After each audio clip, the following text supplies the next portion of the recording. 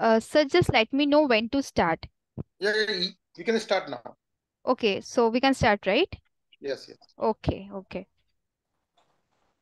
So, good evening and welcome to one and all. I'm Shweta from Clarnet, the designated session assistant for a seamless experience of the session.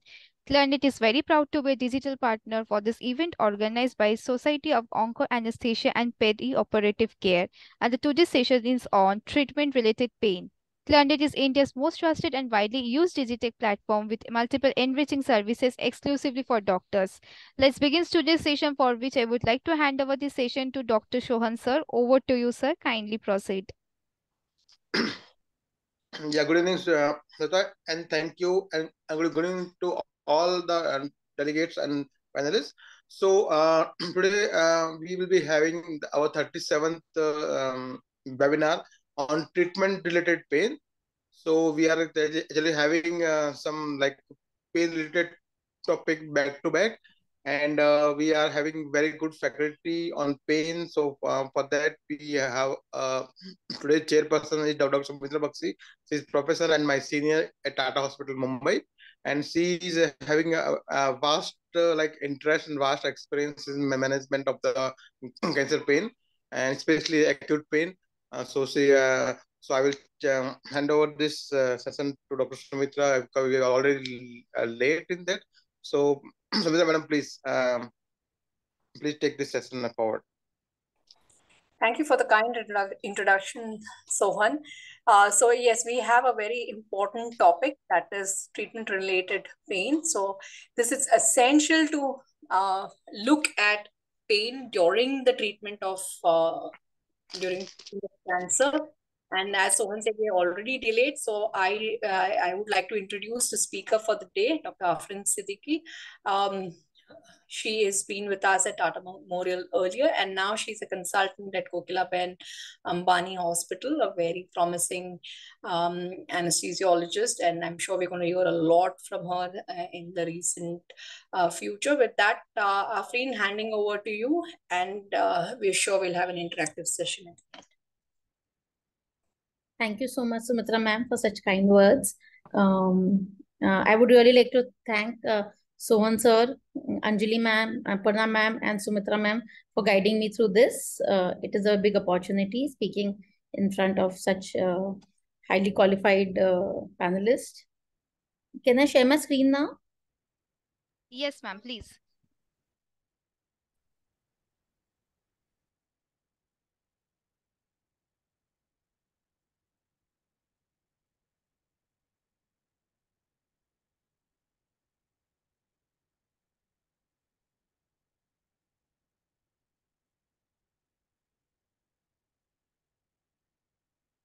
Is it visible? Yes, ma'am.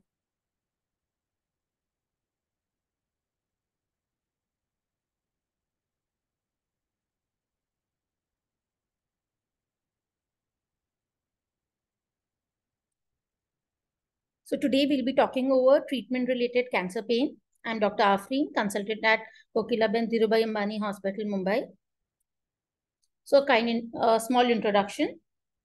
Pain in cancer patient is a subjective experience in any stage of the disease. A nociceptive stimulus capable of eliciting pain are influenced by genetic, personal and past history, mood, expectations, and culture.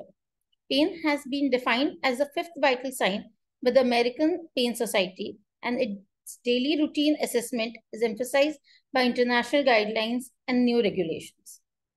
Independently of the cancer type, pain can be caused by cancer itself, or it may even result following surgery, radiation, chemotherapy, targeted therapy, supportive care therapy, or even a diagnostic procedure. Today, we'll be mainly heading this topic under three categories: chronic post-surgical pain, chemotherapy-induced peripheral neuropathy, and radiation-induced neuropathic pain. So the common chronic pain syndromes associated with cancer treatments include the postoperative pain syndromes commonly are post-mastectomy syndrome, post-thoracotomy syndrome, post-radical neck dissection pain, post-amputation pain, post-operative frozen shoulder, lymphedema pain. And post-radiation pain syndromes include brachial or lumbosacral plexopathy, myelopathy, enteritis, proctitis, lymphedema, burning perineum syndrome, osteoradionecrosis. Post-chemotherapy pain syndromes are mainly categorized by peripheral neuropathies that may be with or without pain in the commonest. Other related pain can be because of osteoporosis, avascular necrosis of the femur or the humeral head. So what is chronic post-surgical pain? So chronic post-surgical pain is not a new disease. It is a disease of nervous system causing intractable and persistent pain after the surgery. The residual pain after surgery is not unique. Unrelieved severe post-operative pain is a significant predictor of subsequent persistent pain. It is known to produce long-lasting pain.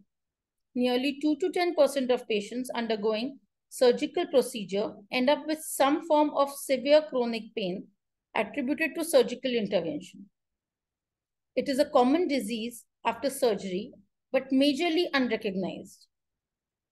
It's affecting million patients worldwide like a silent epidemic disease. In US, 40 million surgical cases are reported per year. So how will you define chronic post-surgical pain?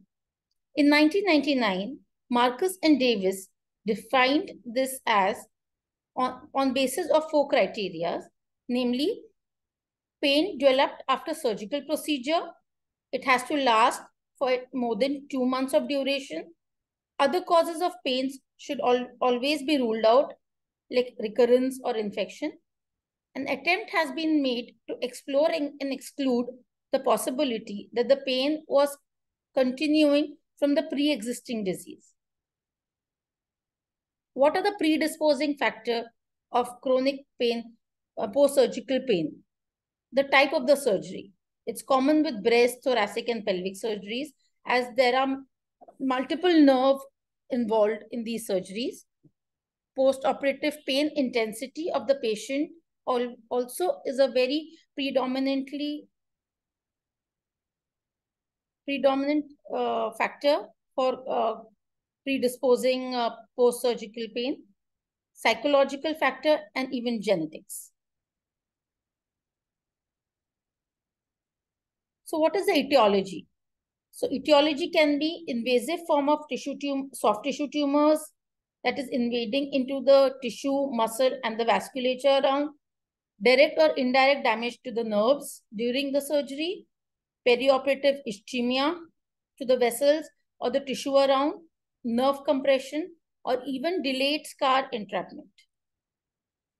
Pathophysiology behind. The mechanism of the painful neuralgia are still unclear.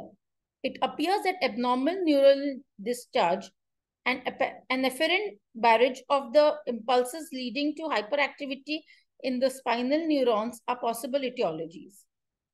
The tissue injury causes the release of numerous pro-inflammatory and neurochemicals that may be responsible for an increased sensibility of the dorsal horn neuron to pain, which is thought to lead to chronic pain. This can be termed as central sensitization. So what exactly happens? So there's a tissue damage which causes primary hyperalgesia. Peripheral activity is enhanced if there is a nerve damage involved, which in turn leads to central sensitization, which causes decreased threshold to peripheral stimulus, expansion of receptive field, increased spontaneous activity causing hyperalgesia, spontaneous pains, aldolia, causing secondary hyperalgesia too. So how do we go about it? So peripheral sensitization is what we begin with. So there's a tissue injury. All the stimulus in the form of bradykinin, histamine, substance P, prostaglandins, H-ions, the heat that is generated in form of ATPs and the pressure leads to some kind of stimulus that goes to the dorsal root ganglion cell body, which stimulates the dorsal horn, and then the constant stimulus is sent to the central system. So the central sensitization takes over, which is referred to enhanced excitability of the dorsal horn, characterized by increased spontaneous activity, increased response evoked by the C fibers, and enlarged receptive field area. So there's something called as wind up. It is a progressive increase of the magnitude of the C fibers evoked response of the dorsal horn neurons produced by repetitive activation of the C fibers. And then there's something called as recruitment, which I will explain later. During ongoing activation after an injury, there's a repetitive expansion of neuron, which constantly leads to spread of pain. So there is constant bombardment of the CNS from the beta, delta, and the C fibers to the dorsal horn pain neuron to the brain, which constantly leads to pain. So wind up. So Mendel and Wall in 1965 explained about the progressive increase in response of second order neuron to repeated C fiber input. So this is known as wind up as a crucial factor in development of chronic pain after surgery. So if the NMDA is not blocked, wind up keeps on adding, and if it is blocked, then you see the difference in the graph. So what is recruitment? As I was talking, ongoing activation of the injury, which is repeated in nature, the field around gets expanded, causing a small finger injury to a complete hand pain, which is because of the constant repeated pain stimulus to the dorsal root ganglion. So the common chronic post-surgical pain after thoracic surgery can be pain after thoracotomy is fairly common. Incidence is up to 50%. The cause is mainly damage to the intercostal nerve, has been assumed. Sternotomy is also known to cause some kind of damage. Incidents are far less. It is suggested to be more complicated etiology after thoracotomy. Even endoscopic thoracic surgeries can cause CPSP. And in breast surgeries, post-mastectomy pain syndrome is a surgical complication of breast surgery characterized by chronic neuropathic pain located in the anterior surface of the chest, axilla, shoulder, radiating to the upper half of the arm. Post-mastectomy pain syndrome is morbid and functional impairment as a consequence of the breast cancer treatment, affecting nearly 40% of the patient. The risk factors include perioperative pain, axillary lymph node dissection, anxiety, a young female, and a concomitant radiation therapy. As a treatment and diagnostic strategy advances, more and more women are expected to survive breast cancer. So we are expected to see more and more cases of PMPS. Post-amputation pain is no different. Both central and peripheral mechanism play the vital role. So what is a stump pain? Pain localized to the actual area of amputation associated with delayed healing of an incision or impromptu fitted prosthetic limb exaggerated by the development of neuroma may be referred as a stump pain, and sometimes it may require revision of the residual limb. On contrary, phantom limb pain is experienced in the part of the body that is already amputated. Phantom limb is more complex. Its treatment is more challenging. Neurophysiological expansion of the phantom pain is based on changes that occur with the central processing of the pain and the memory imprinting the pain. Almost all patients who undergo amputation go through phantom limb pain. So phantom limb pain is called a memory pain. In 57% of the subject with phantom pain, it's resembled as pre-amputation pain. Somatosensory input of sufficient intensity and duration can produce long-lasting changes in the central neural structure, which was described far early in 1990s.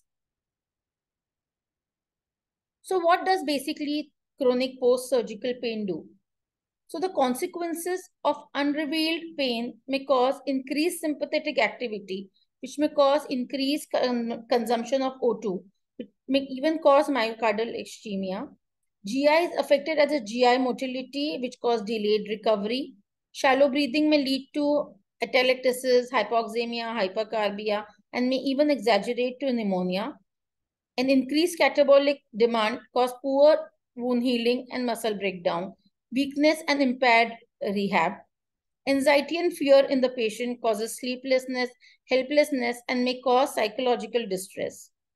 Peripheral and central sensitization may cause neuroplasticity and lead to chronic pain. Why prevention of CPSP is important? Since chronic post-surgical pain is so common, causes so much of suffering, reduces the quality of life, and is difficult to treat, prevention is so very important. How do we play an important role? So, two people play a real important role. The role of the surgeon is use minimal invasive technique, which is really taking over the surgical methods these days.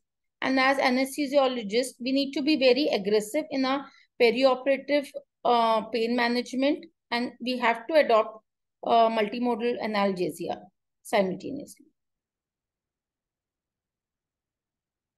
So prevention and management. So this is a kind of a questionnaire that we can ask our patient, and this will help in preventing and managing all our CPSPs. So we can ask the patient, does the patient have any perioperative risk factors? Is the patient a young female, young adult? Is a genetic, psychological composition factor predisposing to development of post-surgical pain? And then we can keep the patient on perioperative counseling. Does the patient has a pain before even undergoing a surgery? So let's plan to take control of the pain even before the patient is planned for a surgery. Is the surgery high risk in form of the, making the patient increasing the risk factor of developing chronic post-surgical pain? So why not try some other less extensive surgery where nerves can, the damage to the nerves can be a little less, and maybe a preventive use of gabapentinoids can be added.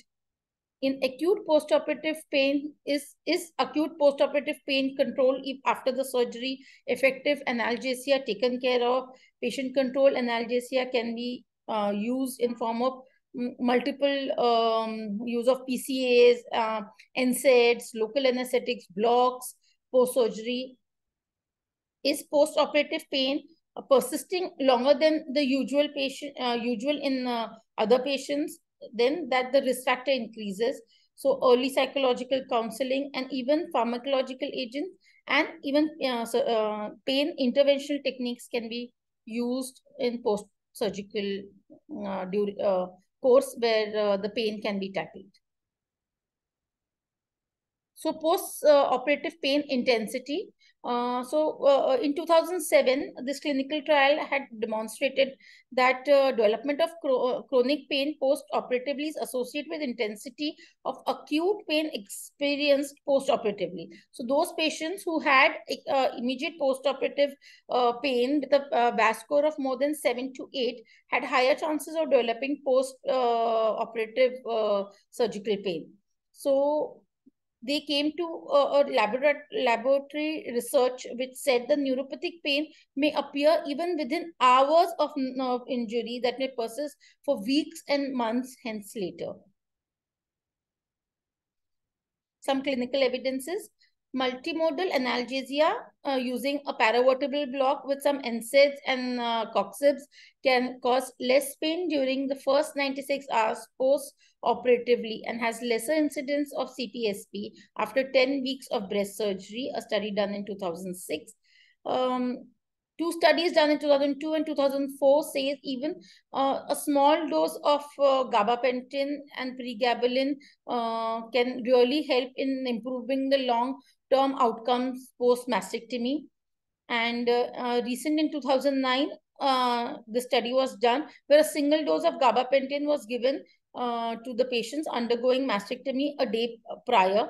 And they said the consumption of morphine during the surgery and post-surgery was remarkably less, and they kept gabapentin as a part of the multimodal analgesia regime, which led to decreased incidence of CPSPs at 10 weeks after the breast surgery.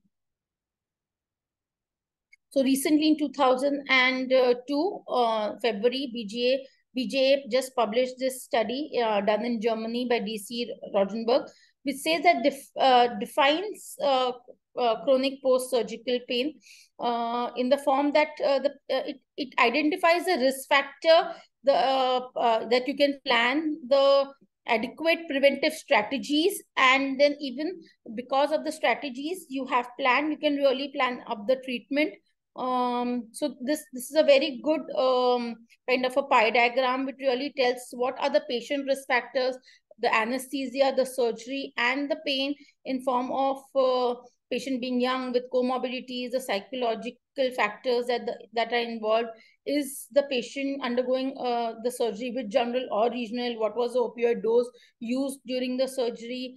Can the surgery be done with a minimal invasive technique? Was there a nerve that was preserved, or the nerve was sacrificed? Any adjuvant therapy that was there before the surgery was taken care? And what was the experience of the patient pre-operatively in form of pain and immediate post-operative surgery? So they concluded that to reduce the intensity of acute pain by adopting multimodal strategies and regional techniques and limiting the use of pre and perioperative opioids can really help in decreasing the chronic post-surgical pain. Clinical evidences about some epidural analgesia in perioperative form reduces the chronic pain in thoracotomies and major abdominal surgeries. If you're planning for a thoracic incision, you can use 3 4 5 6. Upper abdomen can be 8 9 10, and lower abdomen surgeries, thoracic 11 12 to lumbar 1, can be really helpful. So how you go about for the management of chronic post-surgical pain? Neuropathic pain can be tackled with cyclic antidepressants and gabapentinoids, and nociceptive pain, you can use combinations of paracetamol, NSAIDs, Coxib, and steroids. So you basically have to use it in form of a multimodal regime where you decrease the dose of each drug and make maximum benefit so that the side effects are also less. So conclusion-wise, CPSP is new emerging disease, but can be a silent epidemic. Optimal perioperative management can reduce the incidence of chronic post-surgical pain. Minimal invasive surgery should be promoted. Aggressive perioperative multimodal analgesia, including epidural or nerve block, should be added up. Appropriate management of acute perioperative pain is therefore not only a human obligation, but it may also help in preventing chronic pain. Moving to chemotherapy-induced peripheral neuropathies. So what is basically CIPN? A group of neuromuscular symptoms that result from peripheral nerve fibers made motor, sensory, or autonomic damage and dysfunction that caused by the certain neurotoxic chemotherapy agent that has been used. So treatment-induced neuropathic pain is a common chronic pain syndrome in patients undergoing chemotherapy. So what is a neuropathic pain? The nerve pain initiated by the damaged nerves often is described as sharp, tingling, burning, cold, or maybe as pins and needle prick pains. So chemotherapy-induced peripheral neuropathy was neuropathic pain defined by the International Association of Study of Pain as pain initiated or caused by the primary lesion or dysfunction of the nervous system. So this can be categorized according to the nerve that has been disturbed or pathological changes have occurred. If only one nerve is involved, then you may call it as mononeuropathy. If several nerves are involved, it is diffuse or bilateral. It can be called as polyneuropathy. Neuropathies are usually associated with both sensory and neural, or maybe only sensory or motor dysfunction. And it is important to recognize that all neuropathies are not painful. Pathogenesis, it is not completely understood. The peripheral neuropathies result from the damage to the axon, the myelin sheath, or the cell body, characterized by the injury causing inflammation and degeneration of the peripheral nerve fibers. The features of CIPN will be primarily polyneuropathy, symmetrical glove, stocking glove distribution is noted.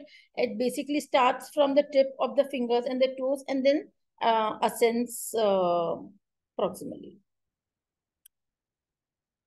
So drugs like oxyplatin, paclitaxel, doxycycline are commonly used, and they cause damage to the nerve endings and the ion channels on the myelin, causing degenerative changes, which are finally led to constant stimulus to the spinal ganglion, and again the central sensitization takes over. So just a diagrammatic representation of the brain sensitization and compensation caused by the peripheral nerve damage and dysfunction causing caused by the direct effect of the chemotherapy on the peripheral nerves. And there may be a possible direct effect of chemotherapy on the brain and the spinal cord also. The symptoms predominantly are numbness, tingling, cold sensitivity, and this, if there are motor symptoms involved, the patient may also complain of imbalance. So ASCO recommended prevention of CIPN in 2005 said that there are no recommendation for use of acetylcarnitine, calcium, magnesium, glutathione, retinoic acid, amitriptyline, neodipine, vitamin E, and all. So they recommend not to use this for prevention in preoperative, in pre-chemo phase. And for treatment, they strongly recommend use of duloxetine, 30 to 60 mg daily. You can really go up to 120 mg per day. No recommendation has been made for use of opioids. It is reasonable to try a use of tricyclic antidepressant with or without gabapentinoids, and a topical gel application with a combination of baclofen, amitriptyline, and ketamine has really found to be really useful. So apart from the pharmacological strategies, you can also use some herbal medicines, monoclonal antibodies, a genetic therapeutic, a gut microbial mediated therapy, and non-pharmacological strategies in form of acupuncture, cryotherapy, compression therapy, scrabblotherapy, physical exercise, and photo modulation, biomodulation can also be really helpful. So coming to radiation-induced neuropathic pain. Radiation-induced neuropathic pain refer to a set of symptoms that occurs when the peripheral nerves are damaged from radiation therapy. The radiation-induced neuropathy pain is not rare. It is a devastating complication following a cancer treatment. It is often progressive, refractory to conservative treatment, and sometimes it is irreversible. So what basically radiation does? So radiation kills the cancer cells, and along with the cancer cells, it causes damage around to the non-cancer cells, which causes tissue injury in form of fibrosis and ulceration, and nerve injury, which causes pain and neuropathy. So this can be progressive, then slowly will become unresponsive, and then eventually is irreversible. So what is the pathology behind radiation-induced neuropathies? So radiation basically activates the oxygen species, which causes the perineural damage and causes fibrosis and ischemia of the perineural area. The myelin sheath are dead, and the axonal injury occurs, which finally causes the neuropathic pain. So what are the types of radiation-induced neuropathic pain? So in the beginning, it can be early and very transient, which occurs early in the first year following radiation treatment. And if it is detected in these stage, the recovery can really be complete. If the ischemia sets in, then it really gets difficult to actually treat them, because then slowly they are going to progress further, and as you land up into a delayed progressive phase, which is months and years, decades later, the pain really worsens. So radiation pain in the head neck area post head neck radiation, it is a sensory, it leads to sensory neural hearing loss, injury to the cervical and the brachial plexus, causes dysphagia, dysgeusia, causes radionecrosis, facial palsy, and even trigeminal neuropathies. Stereotactic ablation of radiopathies causes damage to the recurrent laryngeal nerve and the phrenic nerve, and the post radiation to the brain, sometimes even posterior radiation for the brain tumors can even sometimes cause optic neuropathies. And specifically to the lower limb, radiation for some METs or a localized lesion can cause damage to the femoral nerve, causing femoral nerve paraparesis, sciatic and cural nerve, trunk entire damage. And acute transient lumbosacral plexopathy is very common after hemipelvectomies or a tumor that has been radiated over the lumbar area, and a delayed progressive lumbosacral eventually follows. So post-radiation mucositis is also very common. So basically what happens is the patient undergoes radiation, and then there's again the normal tissue is injured and the damage occurs, and then there is a lot of oxygen, reactive oxygen species causing epithelial and endothelial damage, causing DNA damage around the area, and the vascular endothelial cells are then affected, causing inflammatory markers to go up, and then the cycle of the peripheral local injury is started by pro-inflammatory cytokinins, which takes over, and then the tissue injury ultimately happens, causing ulceration, which really is further adds up to inflammation. And then if the oral hygiene is not taken care of, there is again a source of infection that lands up, and then the healing is again slowed. So WHO scaled oral mucositis in form of grade 0, which is no oral mucositis, erythema and soreness, followed by grade 2 if there is ulcer but the patient is able to eat, grade 3 with the ulcer patient is able to eat only liquids, and grade 4 with the patient is not able to eat. So we are treatment wise, we are supposed to take care of the oral hygiene, some local applicants around the area, around the ulceration in form of lignocaine jellies. A barrier kind of a film should be created before the patient eats. So basically it is a slow healing process. So all these patients undergoing brachytherapies and radiation for the spine and everything land up with radiation-induced cystitis. So when the patient basically comes back to you with a complaint of hematuria, please rule out stones, infections, and tumors, and then grade them according to the category of hematuria, whether they land up into grade 1 and 2 or 3 and 4. And if it is just 1 and 2, you can get away with some antispasmodic, good hydration, and antibiotics. But if it is grade 3, where there is a risk of patient going up into clot, evacuation or bladder lavage may be required.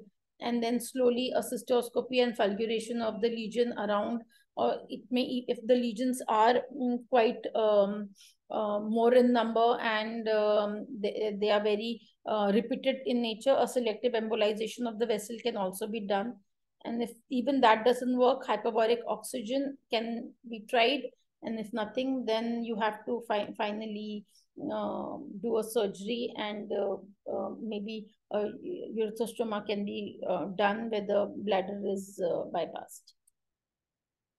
Proctitis is very common in patients with brachytherapy. So if the patients, they come with inflamed pelvis, difficulty in passing motions, symptoms starts as early as 3 months after radiation.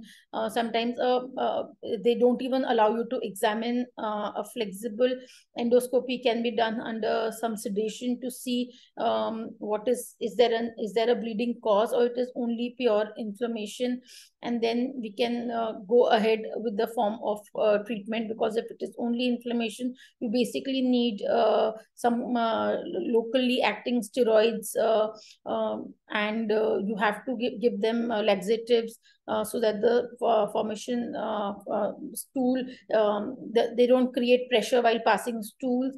And how depends how frequent are they passing clots or blood, are they bleeding, are they not bleeding. If they have been on any anticoagulants, then we need to stop them. Otherwise, we need to give them sucralfate enema so that the area is being coated and protected before the stool is passed. If nothing of the conservative treatment works up, then argon plasma coagulation has been advised, or formalin therapy. And if nothing works, then a hyperbaric oxygen therapy. But if the patient fails to get any pain relief with all the other conservative modulations, then maybe getting a stoma is the only way out. Thank you.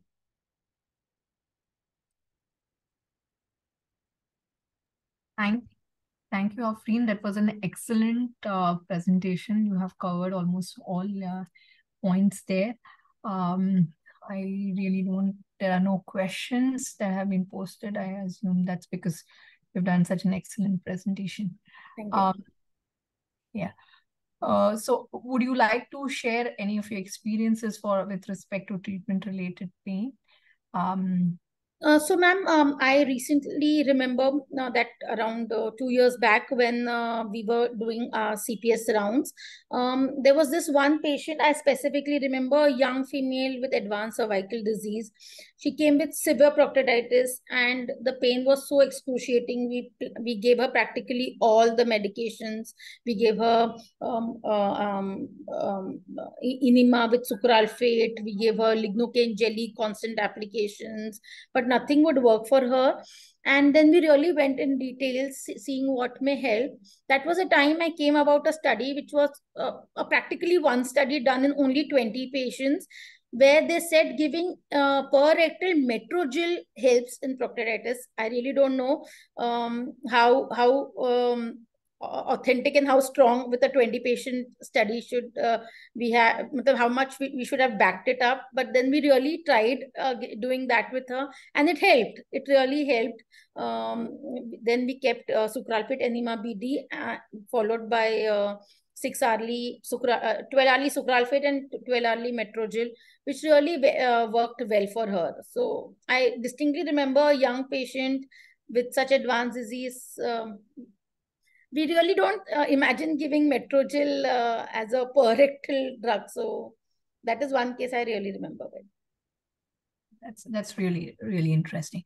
So we can ask the panelists if, we can ask the delegates who have logged in if they want to share, or they have any particular incidents or any query. They can feel really free to post them. Right. Again, just to give a few questions until the delegates warm up to ask, would you like to share your experience with any other post-treatment pain? Like, for example, if we talk about amputation, generally, any protocol that you all follow, or any protocol that you have seen it? Ma'am, not amputation, but I definitely remember one patient who came around 4 years after a thoracotomy surgery. A poor guy had really developed scoliosis because of the pain. And now more than the thoracotomy, the scoliosis related pain had really been an issue for him. We landed up giving him multiple patches with buprenorphine, fentanyl, sublingual drugs. Nothing worked. He was already on gabapentinoids and nortriptyline, but I think he had maxed out on all the drugs. He was treated in some other hospital in his early surgical days, and had just come to Tata only and only for pain management. Then we gave him around multiple level of paravertebral blocks, which really helped. And then after 1 week, he came back again that the intensity of the pain has gone down, and he's now started doing his physio and rehab, which following 6 weeks, we then electively planned up to keep a catheter to just break the cycle. I had discussed this case in the pain ECAP, where they told us that we should have planned up for ablations for him, but then we don't do that so frequently. But that patient stayed with me, because seeing somebody going physically a physical handicapness post surgical pain was something very detrimental to see in a young male. I remember this case. So essentially, we didn't even think for ablation because he really did well with the local anesthetic blocks, and that itself took care of it. And so that brings about one essential point, that whenever you have pain with treatment, unfortunately, a lot of patients correlate pain with recurrence of cancer. So so it is. Of course, we must screen and be sure that there is no recurrence. And having done that, we need to reassure the patient, who is all the while preoccupied with the disease progression and its outcome, that it could be treatable. And these small measures, and as you rightly said, aggressive management to break a cycle that's been set in for a long time is essential. Yes, that patient really did well with repeated blocks, and so hence ablation was not really needed. With respect to amputation pain, I mean, maybe I just 1 or 2 questions there. Otherwise, I really feel all the delegates are very happy with your presentation. Can you just elaborate what is generally done for post-amputation? I mean, that's one place where we are very worried, and you talked about phantom sensations and phantom pain. So generally, what is the protocol that's followed to prevent post-amputation pain? Ma'am, it's basically a psychological training over medical way out. You can do mirroring and making the patient realize that it's mainly a central desensitization that works better in these patients than drugs.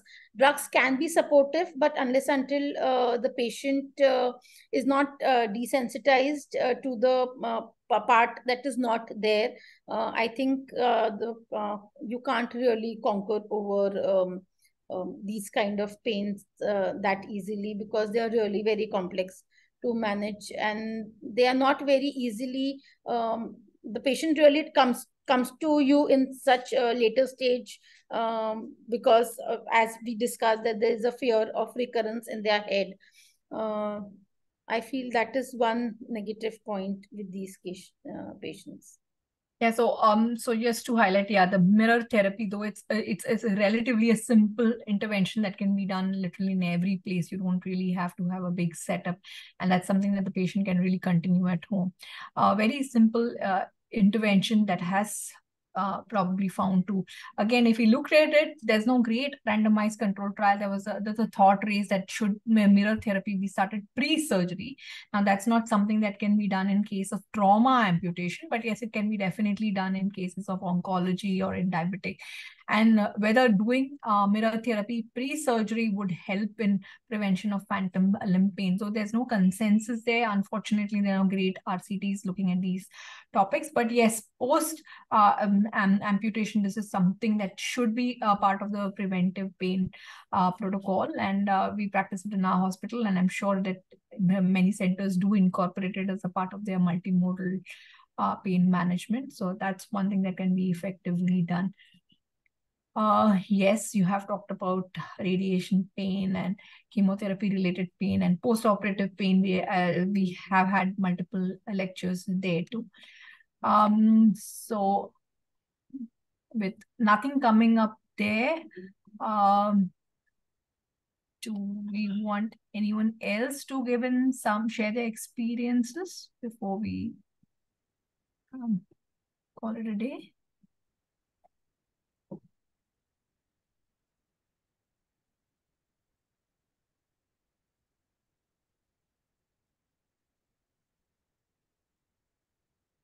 Right, maybe because of the delayed start, people have got the 7:30 time out well in their mind. Sohan, I think, should we call it a day? It's been a brilliant presentation. I don't see any more question, coming up there. Yeah, so I think there are no questions from the audience, and we have discussed enough. And thank you, Aafreen, for excellent presentation. Thank you, sir. Thank you, ma'am, for your valuable inputs and discussion on the topic. So I thank all the delegates who joined today, and thank you very much. So I hand over to Clarinet Shweta. I would just like to add one thing. Yeah, please. Yeah. So eventually, when you finish your ACADS and you really start practicing, you really realize how important few things are. A strong APS really helps the CPS. Is that all I want to say? After seeing the rates and the complication that a chronic pain, post-surgical pain can really cause to patient, a strong post-operative pain management really plays a vital role. And hats off to Sumitra ma'am, the way she handles APS and data. Really, no, ma'am, really coming from my heart, because sorry, but initial days we used to be like, ma'am is so particular, but then yeah, we really know that these patients are benefiting somewhere down the line, and that's how the CPS in totality benefits because of a great APS management. Thank you. Yeah, and we hope that all the delegates have a lot of learning this evening. And yeah, so thank you, Aafreen, again for the efforts you've taken and for the brilliant presentation. Thank you, ma'am. Yeah. So good night to everyone. Thank you, Aafreen. So much, ma'am. Thank you, sir. Thank you, sir. Yeah. Thank you so much, everyone, for giving us the opportunity to host the session. And we hope to have you again on our platform very soon. Thank you. Thank you.